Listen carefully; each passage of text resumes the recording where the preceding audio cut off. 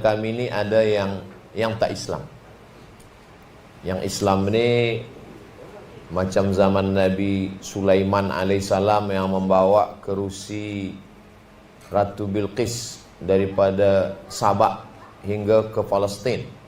Dia Islam. Yang kafir, induknya disebut dengan iblis. Adapun yang biasa-biasa saja, itulah yang selalu kita doa pada Allah. A'udzubillahi minasyaitonirrajim. Tadi masa dalam kereta, kata Tan Sri, tiap-tiap tahun pergi umrah supaya iman ni kuat. Bila iman kita lemah, kita digoda syaitan. Kata Tan Sri, kalau ustaz, syaitan takut. Kata saya, kalau ustaz, syaitannya ustaz juga. Sebab Allah iringkan dia dengan level yang sama. Maka ketika Allah Subhanahu wa taala menciptakan Nabi Adam alaihissalam, maka syaitan induk daripada segala syaitan ni, iblis. Dia sebenarnya awalnya baik.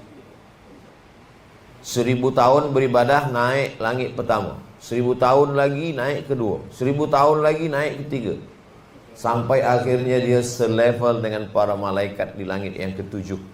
Saat itu kata Allah, Inni ja'ilun fil ardi khalifah.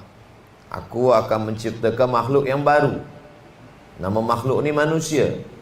Kata malaikat-malaikat, Ataj'alu fiha mayubsidu fiha. Untuk apalah buat makhluk yang baru ya Allah? Wa nahnu nusabbihu bihamdika. Kalau nak membuat makhluk yang baru yang bertasbih, kamilah memang selalu bertasbih memuji engkau. Nanti manusia ni bila buat baru, yubsidu fiha, dia buat kerosakan. Wa yasfikud dima, dia berperang menumpahkan darah. Kami sentiasa memuji engkau. Allah jawab, inni a'lamu ma la ta'lamu. Aku tahu, kamu tak tahu. Jadi jawaban dari Allah tu misteri, rahsia. Allah tak bagi jawaban aku ciptakan dia begini-begini tak. Tapi kata Allah, inni a'lamu, aku yang tahu. Mala ta'lamun, kamu tak tahu. Setengah ulama mengatakan, kalau aku ciptakan malaikat, dia bertasbih, memanglah dia bertasbih sebab dia tak ada hawa nafsu. Kalau aku ciptakan haiwan, dia buat salah terus sebab dia tak ada akal. Tapi makhluk yang baru ni luar biasa. Dia ada nafsu, dia ada akal. Bila dia tundukkan nafsu dia, dia ikut akal dia, dia lebih mulia daripada malaikat. Mana bukti makhluk yang baru ni lebih mulia dari malaikat? Allah suruh semua makhluk, wa idh qulna lil malaikati isjudu, wahai semua malaikat bersujudlah kamu. Fasajadu, semuanya bersujud, illa iblis. Iblis tak nak bersujud. Manakala Allah tanya, kenapa kamu tak mau bersujud? Ma mana'aka alla tasjuda li Adam. Wahai iblis, kenapa kamu tak mau bersujud? Kata dia, khalaqtani min tin, kau ciptakan aku dari tanah. Wa khalaqtani min nar, aku kau ciptakan dari api. Wa khalaqtahu min tin, dia dari tanah. Ana khairum minhu, aku lebih baik daripada dia. Masa itulah Allah murka, kata Allah, malaka anta takabbara fiha, engkau tak layak berlaku sombong, angkuh, merasa diri besar. Innaka minas saghirin, engkau kecil. Ukhruj, keluarlah daripada surga. Lalu kemudian sebelum keluar tu dia berkata, aku keluar tapi bagi aku masa. Anzirni ila yaumi yub'atsun, panjangkan umur aku sampai hari kiamat. Kata Allah Ta'ala, innaka minal munzarin, engkau aku bagi masa sampai hari kiamat, kau tak akan mati-mati. Jadi yang mati itu adalah syaitan. Syaitan ada umur, dia boleh mati. Sedangkan iblis dia tak mati. Memang sudah janji manakala dia meminta kepada Allah Subhanahu wa taala. Kemudian dia berkata, la'atiyannahum min baini aidihim, aku akan datangi anak cucu Adam itu dari hadapan, wa min khalfihim, dari belakang, wa an aymanihim, dari kanan, wa an syama'ilihim, dari kiri, wa la tajidu aktsarahum syakirin, dan kebanyakan mereka itu tidak bersyukur kepada engkau. Jadi apa yang kita tengok hari ini sebenarnya adalah awal asal muasal daripada cerita kisah dua makhluk yang saling bermusuhan. Ba'dukum li ba'din adu. Nanti manakala kamu dua-duanya turun ke bumi, kamu saling bermusuhan. Yang satu mengajak kepada kebaikan, yang satu sentiasa mengajak kepada keburukan, sampailah akhirnya mati menghadap Allah. Mudah-mudahan kita selalu menang melawan bisikan-bisikan syaitan ini. Termasuklah kenapa kita jaga subuh. Yang pertama kita sebut nama Allah, alhamdulillahilladzi ahyana ba'da ma amatana wa ilaihin nusyur. Bila kita sempatkan beberapa saat sebelum subuh, seelok-eloknya sepertiga malam, pukul 1, pukul 2. Tapi andai pun tidak, menjelang subuh kita sempatkan lagi, kuatkan hati kita dengan sembahyang sunat wudhu, selepas tu sembahyang sunat taubat, selepas tu sembahyang sunat tahajud, selepas tu sembahyang sunat hajat, selepas tu sembahyang sunat witir. Andai tak dapat, maka paling tidak 2 rakaat tahajud pun jadi. Lalu kemudian qabliyah subuh, lalu kemudian sembahyang subuh. Setiap waktu ni bergerak, kita pasti 5 kali waktu bergerak. Manakala terbit fajar, subuh. Manakala tergelincir matahari, zuhur. Manakala teduh sempurna, asar. Manakala tenggelam matahari, maghrib. Manakala sempurna malam, isya. Sebenarnya ada 7: subuh, zuhur, asar, maghrib, isya, duha, tahajud. Tapi Allah bagi kita keringanan. Yang 2 ni hanya sunnah sahaja, tapi sebenarnya itu untuk jaga, kuatkan hati kita semua. Dan di antara stesen-stesen ini, dari subuh ke zuhur, zuhur ke asar, asar ke maghrib, maghrib ke isya, dia ada yang disebut dengan zikir. Alladzina yadhkurunallah. Mulut menyebut, hati mengingat. Maka disebut dia khannas. Qul a'udzu birabbin nas, malikin nas, ilahin nas, min syarril waswasil khannas. Khannas maknanya bersembunyi. Macam tikus bersembunyi bila ada kucing. Bila kucing pergi, dia keluar. Bila hati kita berzikir, dia bersembunyi. Bila kita lalai, dia keluar. Maka tiap-tiap langkah ada bacaan. Kita nak masuk tandas, Allahumma inni a'udzubika minal khubuthi wal khaba'is. Manakala di dalam, kita tak boleh sebut nama Allah, tak boleh sebut bismillah, tak boleh sebut Allahu Akbar. Manakala keluar, kita katakan ghufranaka. Kenapa bila keluar kita katakan ampunkan aku? Kita tak ada buat dosa. Sebab manakala di dalam kita tak sebut Allah. Manakala kita keluar kita katakan ghufranaka, ampunkan aku ya Allah. Jadi bila kita berhenti, maka dia keluar. Bila kita berzikir, dia bersembunyi. Khannas, makhluk yang bersembunyi. Dan dia berjalan, asyaitanu yamshi yajri majrad dam. Dia mengalir dalam aliran darah. Maka setiap jantung berdegup, jantung berdetak, darah mengalir, dia bekerja. Bila dia berhenti, bila jantung berhenti berdetak, jantung berhenti mengalir, dia berhenti bekerja. Makanya orang tidur, dia tak bekerja. Orang yang pengsan, orang yang mati. Madamat arwahuhum fi ajsadihim. Selama roh ada dalam jasad manusia, dia akan terus. Bila roh dah keluar, maka disitulah kita rehat.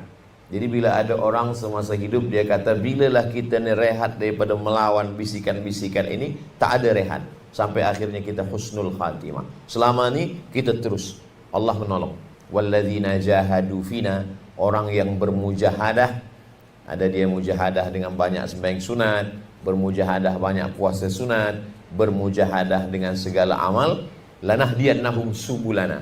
Maka kami akan tunjukkan jalan-jalan kami. Orang dia belum sembayang, dia kata jangan sembayang. Jangan sembayang, tak usah sembayang, tak ada guna sembayang, tunggu sembayang lepas tua. Bila kita sembayang, dia ganggu dalam sembayang. Dia kata handphone tadi yang lupa letaknya di sini, kunci tadi di sini, semua ada ini belum mati, ini pintu belum tertutup. Itu memang kerja dia. Bila kita lepas sembayang, maka dia katakan sembahyang engkau yang paling khusyuk, engkau dah penghuni surga, yang lain tu penghuni neraka, engkau yang lebih mulia. Bila dia tak berhasil bisikkan manusia untuk buat jahat, dia bisikkan engkau paling baik. Jadi untuk ke saya, mungkin syaitan tak bisikkan ke saya nak buat riba, nak buat haram, tapi dia bisikkan engkaulah yang paling mulia Abdul Somad, amal engkau banyak, engkau lebih daripada orang lain. Jadi dia sentiasa ada cara-cara. Maka ulama menyebutnya talbis iblis. Talbis ni dia buat sesuatu yang orang sangka tak salah, tapi sebenarnya dia sedang buat salah. Kalau ada orang minum khamar, dia tahu ni salah. Tapi orang yang sudah buat baik, dia sangka ini baik, tapi sebenarnya tidak baik. Jadi sebenarnya iblis, syaitan, dia bekerja kepada orang yang dah buat baik, itu lebih halus lagi daripada orang yang buat salah. Sebab orang buat salah, dia sedar dia salah. Tapi orang yang buat baik, macam saya sampaikan tazkirah, dalam hati mungkin saya rasa saya lebih baik. Padahal sebenarnya orang yang mendengar, yang beramal jauh lebih baik, lebih ikhlas, lebih tawadhu, lebih ridha, lebih qanaah. Maka suatu ketika Syekh Muhammad Mutawalli Sya'rawi bagi tazkirah. Masa bagi tazkirah, orang datang peluk, cium tangan, semua puji, semua muliakan.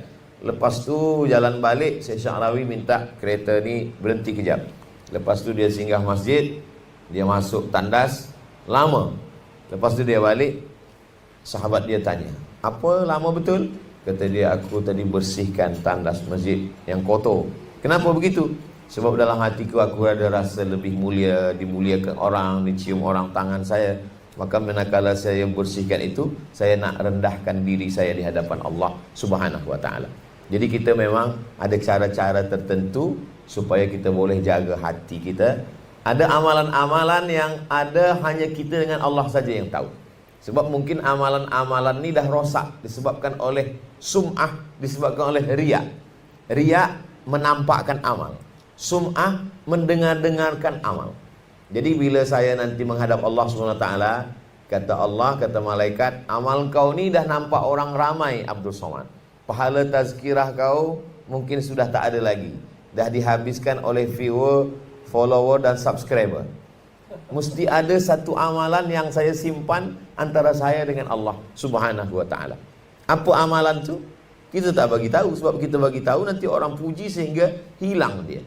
Jadi sampai bila kita ini terus bermujahadah sampai menghadap Allah Subhanahu wa ta'ala. Saya dimaklumkan bagi tazkirah ni 45 minit. Biasa 1 jam.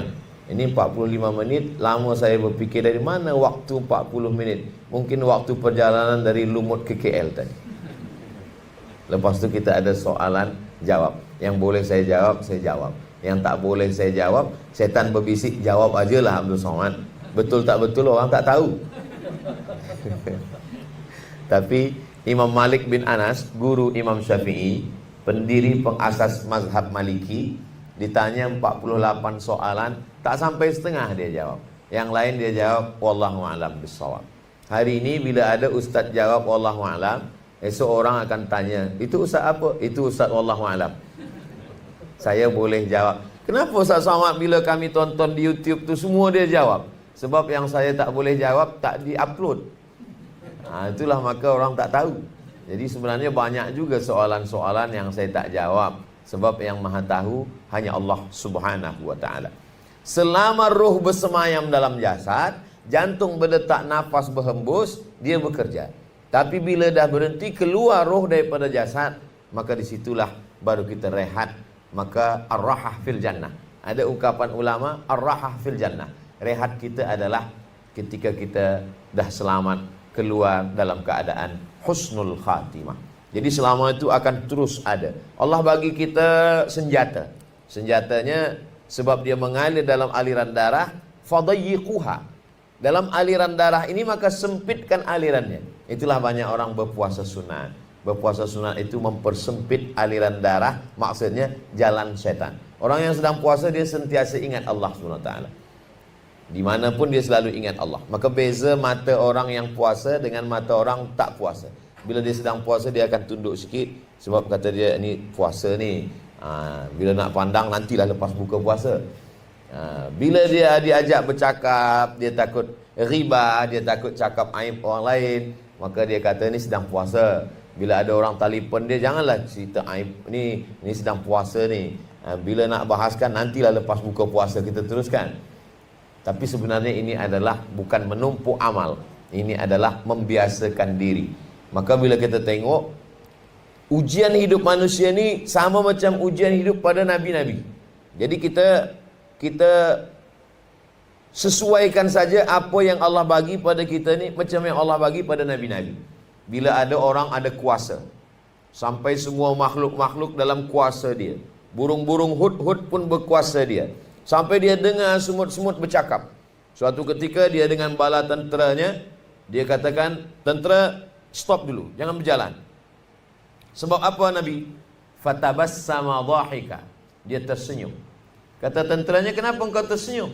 Sebab aku dengar panglima tentera semut sedang mengatakan kepada seluruh tentera semut, udkhulu masakinakum. Kamu semua lari masuk lubang-lubang tanah sebab pasukan Sulaiman akan lalu. Maka Nabi Sulaiman mendengar, dia tersenyum. Allah tak bagi itu pada kita. Sebab bila Allah bagi pada kita, mungkin setiap hari kita senyum, orang heran. Sebab kita dengar semua makhluk-makhluk. Jadi memang dah makam level tertentu Allah bagi. Lalu kemudian manakala datang burung hud-hud, dia siapkan semua pasukan, tapi ada satu burung yang tak ada. Mana ni burung hud-hud? Kata Nabi Sulaiman. Kata malaikat, nanti dia datang. Manakala Nabi Sulaiman mengatakan la azbahannahu, bila dia tak datang juga, dia tak bagikan hujah alasan, aku akan sembelih dia. Lalu Nabi Sulaiman bertanya, kenapa engkau lama datang lambat? Kata burung hud-hud, aku terbang jauh. Di tempat itu aku melihat ada seorang perempuan yang berkuasa. Dia Ratu Sabak, namanya Bilqis. Maka kata Nabi Sulaiman, kirim bawakan surat ni kepada dia. Itulah surat yang pertama ditulis nama Bismillah. Innahu min Sulaiman, innahu bismillahirrahmanirrahim. Surat itu dibaca oleh Ratu Sabak. Ratu Bilqis pun akan datang.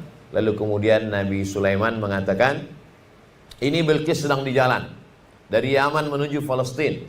Saya ingin manakala Bilqis sampai ke istana saya, dia terpukau, dia terkejut.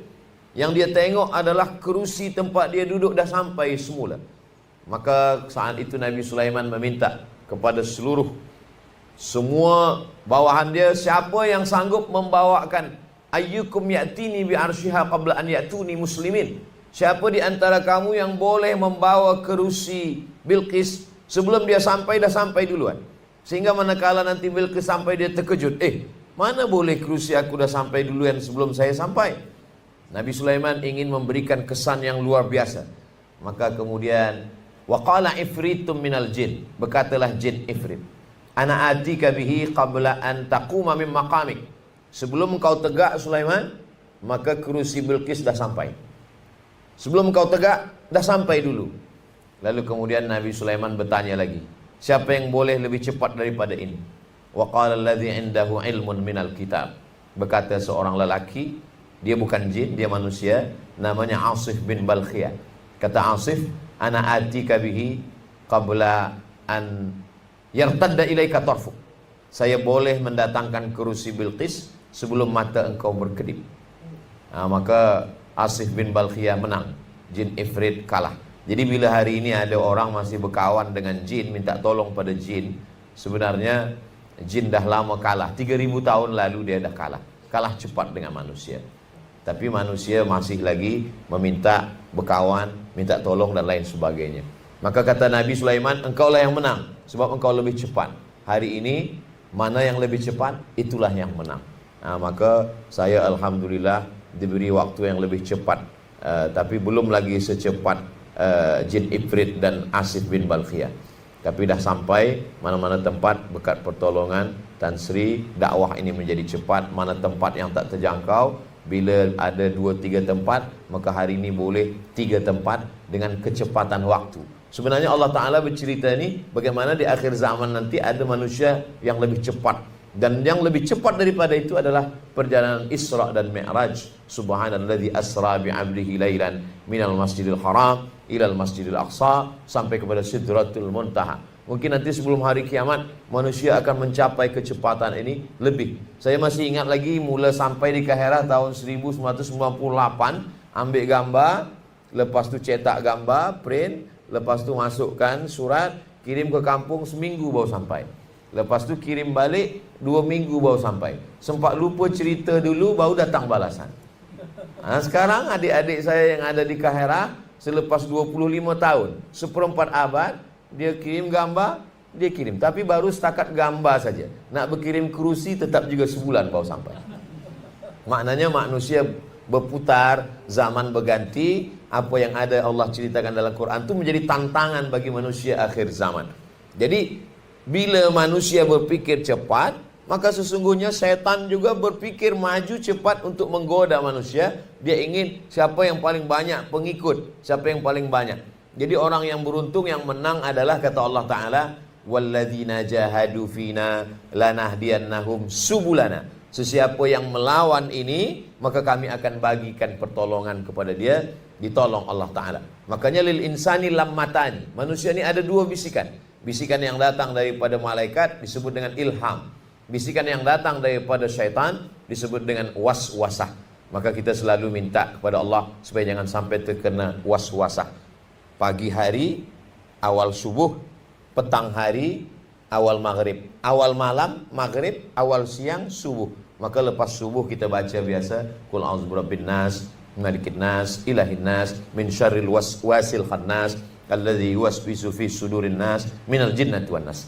Suatu ketika Nabi Muhammad SAW seakan-akan dia sudah melakukan sesuatu, tapi rupanya perbuatan itu belum dia lakukan.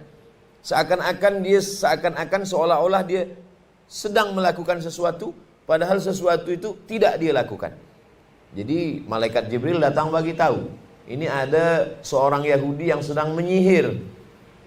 Dia lakukan sihir ini melalui rambut. Rupanya rambut Nabi yang gugur, dia ambil, dia ikat pada 11 simpul tali, lalu kemudian dibuang dalam perigi. Malaikat Jibril bagi tahu, maka turunlah 11 ayat untuk membuka 11 simpul tali tersebut. Qul a'udzu birabbil falaq, min syarri ma khalaq, wa min syarri ghasiqin idza waqab, wa min syarri naffatsati fil 'uqad, wa min syarri hasidin idza hasad. Qul a'udzu birabbin nas, malikin nas, ilahin nas, min syarril waswasil khannas, alladzi yuwaswisu fi sudurin nas, minal jinnati wan nas. 11 simpul tali terbuka sebab turun 11 ayat. Itulah maka kita baca awal hari lepas subuh, awal malam lepas maghrib, supaya bila ada syaitan jin mengganggu kita, dan semua bomoh-bomoh, dukun-dukun, dia berkawan dengan setan sebab meminta kepada setan. Setan ini mungkin dulu pernah berkawan dengan datuk nenek kita. Selepas mereka meninggal, dia datang ke ayah kita. Ayah kita meninggal, dia datang ke kita. Sebab umur kita pendek, umur dia panjang. Dia masih hidup lagi, dia ingin terus berkawan dan selalu berhubungan baik dengan orang-orang yang selepas. Jadi suatu ketika saya ada tamu datang ke rumah.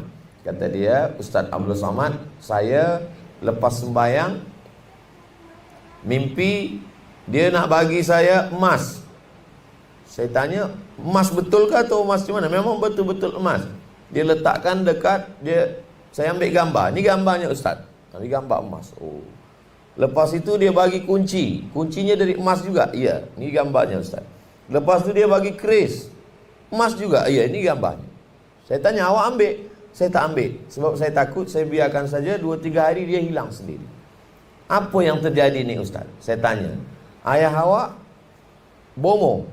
Tidak. Datuk-datuk dulu memang ada. Mungkin dia ada kawan, selepas tu meninggal dia datang sekarang ke awak. Nasib baik dia tak datang ke saya. Kalau datang ke saya simpan emas tu. Lalu lama saya, dia buat anak dia 2 orang, seorang umur 5-6 tahun, satu lagi masih kecil umur 2 tahun. Lama saya tanya suami dia, isteri, kenapa tak ambil?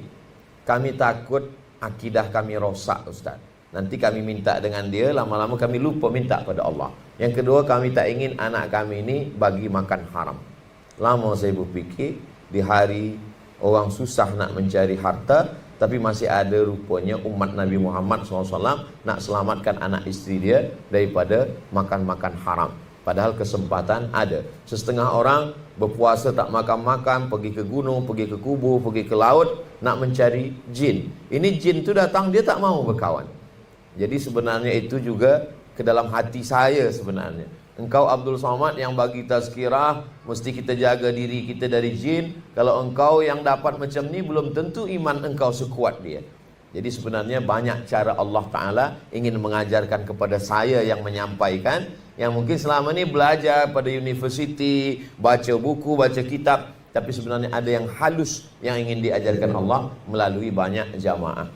Kata pepatah, lain padang, lain belalang, lain lubuk, lain ikannya, lain orang, lain ujian yang dibagikan Allah. Setiap tempat saya jumpa manusia, macam-macam jumpa, macam-macam fikiran, macam-macam cerita, yang semuanya itu adalah bagian dari ujian yang diberikan Allah SWT.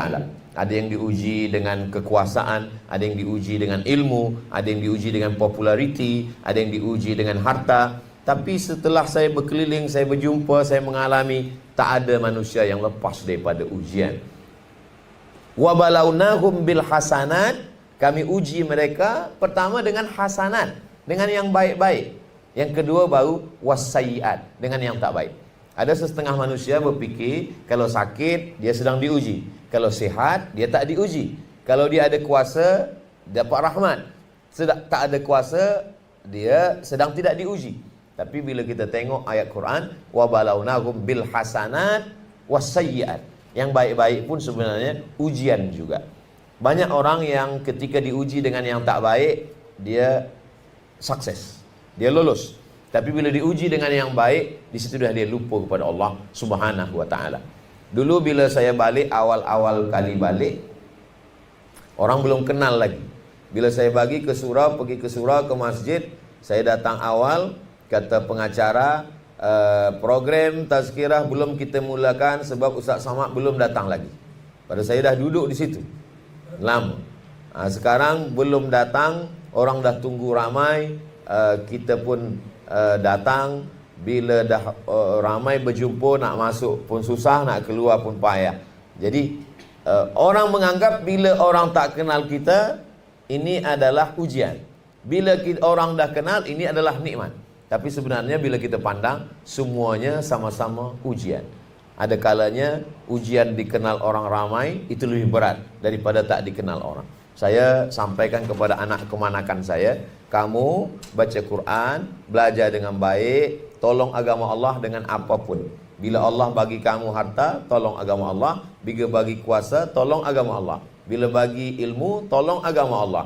Tapi kamu jangan berfikir nak jadi viral. Sebab bila tengok saya makan susah, berjalan pun susah. Kita tutup mata, tutup mulut, pakai mask, tutup top kepala semua, pergi ke mall pun orang kerja sampai di kereta saya tanya, dari mana awak tahu? Saya tengok cincin ustaz. Jadi maknanya semua dalam hidup ini adalah ujian yang diberikan Allah Subhanahu wa taala. Walana beluwannakum, kami akan uji kamu, kata Allah. Pertama, bisyai'im minal khauf, ada rasa takut, takut susah, takut sakit, takut mati, takut cemas. Walana beluwannakum bisyai'im minal khauf wal ju', lapar. Wa naqsim minal amwal, kurang harta. Was samarat wal anfus, mati. Wal anfus was samarat, masa paceklik tak turun hujan berkepanjangan, tanaman mati. Wabasyiris sabirin, berikan kabar pada orang-orang yang sabar. Siapa itu? Alladzina idza asabathum musibah, ketika musibah itu datang, dia mampu berkata inna lillah wa inna ilaihi raji'un. Semua datang daripada Allah dan akan balik kepada Allah. Dia tak ada rasa memiliki, sebab semua dia dipinjamkan Allah Subhanahu wa taala. Itulah maka ayat ni selalu kita bawa bila tahlil, ayat ni tak pernah tinggal. Lillahi ma fis samawati wa ma fil ard. Semua yang ada di langit, semua yang ada di bumi milik Allah Subhanahu wa taala. Kita hanya Allah bagi makan pakai. Semua hidup ni yang dimakan busuk, yang dipakai lapuk, yang dipakai untuk agama Allah, itulah bekal untuk hari esok. Pesan Nabi SAW, ma'akal tafa'afnaita, yang kau makan busuk, wa malabis tafa'ablaita, yang kau pakai lapuk, wa matasaddaq tafa'amdaita, yang kau pakai untuk menolong agama Allah, itulah yang akan kekal abadi hingga ke hari esok. Maka ketika kita selamat daripada ujian dunia ni, maka ketika itulah kita akan berhasil menghadap Allah Subhanahu wa taala. Bila kita baca ulama-ulama itu, Imam Syafi'i misalkan, Imam Syafi'i lahir sebagai seorang yatim. Ayah dia meninggal, lahir di Gaza, Palestin. Mak dia bawa dia pindah ke Makkah. Sampai di Makkah anak yatim ni belajar kepada Imam Sufyan ibnu Uyainah. Selepas hafaz Quran umur 7 tahun, dia baca hadis-hadis kitab Imam Malik bin Anas. Dia hafaz, nama kitabnya kitab Muwatta. Isinya lebih kurang 700 hadis lebih. Selepas itu dia mencari Imam Malik. Dari Makkah dia pergi ke Madinah, dia belajar kepada Imam Malik. Selepas itu kata Imam Malik bagi beberapa keping wang emas. Kata Imam Malik, Syafi'i, kau carilah guru yang lebih hebat daripada aku. Jadi ulama-ulama zaman dulu itu kenapa murid-murid dia lebih hebat? Sebab dia bagi support. Aku rasa ilmu aku dah cukup, engkau carilah ulama yang lebih berilmu daripada aku. Maka saya ingin mengamalkan itu. Murid-murid saya katakan, kau dah khatam, carilah. Banyak juga setengah orang, engkau jangan belajar kepada orang lain, karena akulah yang paling berilmu, tak ada lebih daripada aku. Ketika itu maka sesungguhnya kita sedang diuji dengan sombong. La yadkhulul jannah, kata Nabi, tak masuk surga man kana fi qalbihi, siapa yang dalam hatinya mithqala habbatin min khardalin min kibrin, ada sombong, angkuh, walaupun hanya sebesar biji sawi. Biji sawi tak ada lebih kecil daripada itu. Zaman dulu selalu dijadikan sebagai suatu permisalan. Maka ada orang yang ketika dia mati, dia sangka amalnya banyak, dimasukkan Allah ke dalam surga. Kata dia, aku ni masuk surga sebab amal aku.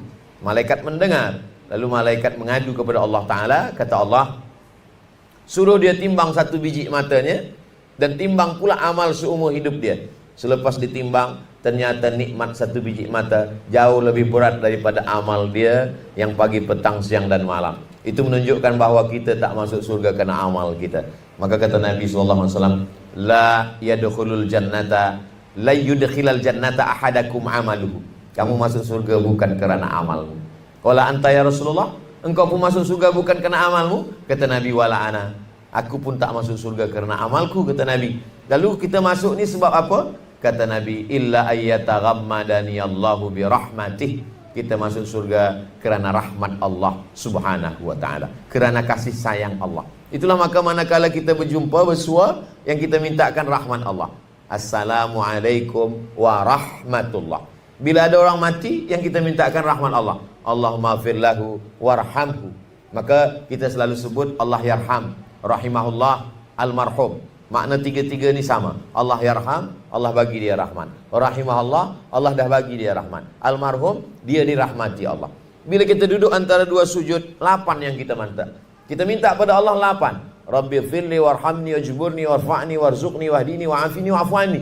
Tapi yang kita minta kedua, selepas dosa kita diampunkan Allah, Rabbi firli warhamni, rahmati, sayangi, kasihi aku. Maka selalu orang ulang 3 kali, ya arhamar rahimin, ya arhamar rahimin, ya arhamar rahimin, irhamna. Engkau yang kasih dan sayang, engkau yang kasih dan sayang, engkau yang kasih dan sayang, sayangilah aku. Sebab kita dapat rahmat Allah, itulah maka kita boleh melawan syaitan. Dengan rahmat Allah, itulah yang membuat hati kita lembut. Dengan rahmat Allah, itu pula yang membuat kita bersaudara. Dengan rahmat Allah, kita memandang makhluk tak ada beza antara kaya miskin, susah, antara rakyat jelata dengan orang yang ada kuasa. Sebab semuanya adalah kerana rahmat Allah, kasih sayang Allah Subhanahu wa ta'ala. Bila kita buka Quran, maka ayat yang pertama adalah Bismillahirrahmanirrahim. Tapi bila kita tengok terjemah bahasa Melayu, dengan nama Allah yang maha pengasih lagi maha penyayang. Kasih dan sayang sama, tak ada beza. Rahman kasih, Rahim sayang. Tapi kata ahli tafsir, Rahman semua dapat. Jadi bila kita tengok ada orang tak beriman, tapi dia lebih kaya, dia lebih sehat, dia lebih. Itu kena Rahman. Sebab Allah bagi macam orang bagi beras pagi pada ayam. Ambil beras, dia taburkan, semua ayam dapat. Ayam baik dapat, ayam tak baik pun dapat. Tapi Rahim hanya dapat pada orang beriman saja. Maka bila ada orang terheran, kenapa orang yang minum khamar boleh sehat? Kenapa orang yang mabuk rezekinya melimpah ruah? Kenapa orang yang tak buat baik dia dapat kebaikan? Karena Bismillahirrahman, karena rahmat Allah semuanya dapat. Tapi kalau Rahim, yang dapat hanya orang-orang yang bertobat, yang beramal soleh. Ada satu surat kata Imam Syafi'i, seandainya Allah turunkan satu surah ini saja, surah yang lain tak turun, 114 surah, ditahan Allah 113, cukup satu surah ini pun turun, cukup kata Imam Syafi'i. Itulah dia surah yang paling singkat, selalu dibaca dalam akhir majlis, selalu dibaca selepas khutbah. Wal asri, demi masa. Sebab kita berada dalam masa. Selepas kita lahir, masa kanak-kanak, budak-budak, remaja, belia, dewasa, tua, semua ini adalah masa. Allah bagi kita masa. Allah bersumpah dalam Quran demi 6 masa. Masa terbit fajar wal fajri, masuk waktu subuh wasubuhi idza tanafas, masuk waktu duha wad duha wal laili idza saja, masuk waktu siang wan nahari idza tajalla, masuk waktu petang wal asri innal insana lafi khusri, masuk waktu malam. 2 kali Allah sebut dalam Quran, wal laili idza yaghsha wal laili idza saja. Sebab kita berada dalam waktu petang, pagi, siang, malam. Saya awal datang hari Jumaat, hari Khamis, masuk hari Jumaat, semua hari ini Sabtu, esok tak terasa dah Ahad. Lepas tu balik nanti di rumah 3 hari, lepas tu pergi lagi ke Pulau Madura 4 hari, balik lagi ke Riau 3 hari. Lepas itu pergi lagi nanti ke Kalimantan Timur 4 hari. Saya biasa keluar 4 hari. Hari Jumaat, hari Sabtu, hari Ahad, hari Isnin. Kalau keluar hari Khamis, balik hari Ahad. Berbagi semua waktu ni kita bagi. Ada waktu untuk keluarga, ada waktu untuk dakwah dan lain sebagainya. Lalu lepas itu kata Allah, semua rugi. Wal asri innal insana lafi khusri. Semuanya rugi. Sebab waktu ni hilang, percuma, hilang. Hilang macam awan yang dihembus angin, debu dihembus angin, habis, tak ada bermakna. Tapi masih ada lagi 4 orang yang waktu dia bermakna. Illal ladzina amanu, beriman, wa amilus solihati, beramal soleh, wa tawasaw bil haqqi, dia bagi wasiat nasihat kepada kebenaran, wa tawasaw bis sabri, dia bagi wasiat nasihat pada kesabaran. Hanya 4 orang ini sajalah yang beruntung. Dan alhamdulillah selama beberapa hari kita berjumpa, yang kita pakai pun 4 ini. Amanu wa amilus solihati wa tawasaw bil haqqi sekarang, wa tawasaw bis sabri. Senantiasa sabar ketika kita diuji oleh Allah Subhanahu wa taala. Lalu sampai bila? Sampai akhirnya kita menutup mata. Keberanian, ketakutan, masa yang diberikan Allah, kalau sudah dikasih Allah, tak boleh siapa pun yang merubah. Seperti kertas, ada pena, kata Nabi, rufi'atil aqlam, pena dah terangkat, wajaffatis suhub, kertas dah kering. Tulisan di Lauhul Mahfuz dah kering. Kalau tak mati, kata Allah, tak mati. Saya pergi di sembahyang, kata imam masjid, Ustaz Samad, saya baru balik dari Melaka. Orang Riau, pergi ke Melaka, berubat. Lepas tu saya balik dari Melaka, kata doktor di Melaka, saya ni Ustaz hidup hanya tinggal 2 bulan lagi. Dah berapa lama Tuan Imam? Udah 2 tahun. Mungkin doktor tu dah mati duluan. Artinya apa? Kalau tidak, kata Allah, tidak. Innama amruhu idza arada syai'an ayakula lahu kun fayakun. Saya selalu dinasihatkan oleh jamaah, Ustaz jangan terlampau sibuk. Saya tengok Ustaz kurus, Ustaz banyak musuh. Bila di pesawat jangan minum air, takut kena racun, nanti itu ini segala macam. Banyak yang mengkhawatirkan. Ikhtiar ada pada kita. Kita tetap berusaha, kita makan ubat, kita berdoa, bertawakal, minta, berselawat, berzikir. Tapi keputusan akhirnya lil insani ma tamanna. Manusia hanya berangan-angan. Walillahil akhirat wal ula. Keputusan akhir tetap pada Allah Subhanahu wa taala. Keyakinan itulah yang membuat kita kuat. Kalau hati kita kuat, maka yang lain tak boleh melemahkan kita. Semua orang melemahkan kita, tapi bila kita hubungan kuat dengan Allah Subhanahu wa taala, amanu wa amilus solihati, keyakinan dalam hati, maka itulah yang membuat kita kuat di hadapan Allah. Maka selalu kita katakan la haula wala quwata illa billah. Tiada daya, tiada upaya, tiada kekuatan melainkan bersama dengan Allah Subhanahu wa taala. Abu Bakar Siddiq dalam gua manakala dia hijrah tu ketakutan. Bila orang kafir musyrik ni tengok kita, dia tangkap kita, dia bunuh kita, kita mati ya Muhammad. Kata Nabi SAW, la tahzan. La tahzan ni dipakai oleh seorang ulama dari Saudi Arabia manakala dia masuk penjara, namanya Dr. Ain Al-Qarni. Dia tulis buku tu untuk menghibur diri kita, menghibur diri dia dan menghibur orang yang susah. Maka dia tulis buku tu, la tahzan. Diterjemah orang putih, don't be sad. Jangan sedih, jangan takut, jangan cemas, sebab Allah Subhanahu wa taala bagi kekuatan. Buku tu bestseller, dibaca orang, bila dia baca membagikan kekuatan. Orang yang sebelumnya ketakutan, kena penyakit insomnia, tak boleh tidur, manakala baca buku tu, baca 2-3 baris tertidur. Entah kerana kuat, entah memang tak kuat membaca, wallahu a'lam bissawab. Jadi Allah SWT selalu bagikan kekuatan-kekuatan melalui keyakinan bahawa Allah SWT. Jadi bila ada orang mengatakan, ada orang tak percaya Tuhan tapi dia kuat juga, Sebenarnya orang yang kata tak percaya Tuhan itu pun dia percaya. Hitler kata orang dia atheist, tak percaya pada Tuhan. Tapi sebenarnya dia percaya kepada sesuatu yang dia anggap sebagai Tuhan. Maka dia punya tongkat, kepala burung. Dia punya kereta, ujung kereta itu burung. Bila dia pergi kemana-mana, ada gambar burung nasar di belakang. Rupanya dia ada keyakinan, burung inilah yang memberikan dia kekuatan. Burung ni, kita tidak. Orang Islam tidak berkeyakinan kepada haiwan, tak berkeyakinan kepada benda, tak berkeyakinan kepada makhluk. Keyakinan dia adalah kepada Allah. Maka dia angkat tangan, dia katakan Allahu Akbar. Selepas itu dia katakan, yang besar hanya Engkau ya Allah. Allahu Akbar kabira. Yang dipuji hanya Engkau ya Allah. Walhamdulillahi katsira. Yang suci hanya Engkau ya Allah. Wa subhanallahi bukratan wa asila. Selepas itu dia menghadap kepada Allah. Wajjahtu wajhiya lilladzi fataras samawati wal arda hanifan musliman wa ma ana minal musyrikin. Aku tidak menyembah kepada selain Engkau. Selepas itu dia serahkan keempat-empatnya pada Allah. Inna salati wa nusuki wa mahyaya wa mamati lillahi rabbil alamin la syarika lahu wa bidzalika umirtu wa ana minal muslimin. Saya kalau saya sedang lemah, untuk menguatkan diri saya tak jauh pergi umrah, maka saya sembahyang sunat, saya serahkan pada Allah. Inna salati wa nusuki wa mahyaya wa mamati lillahi rabbil alamin. Kadang kita sebab dah tiap hari sembahyang kita hafaz, kita tak sempat mengingatnya, tiba-tiba dah selesai jadi satu rakaat.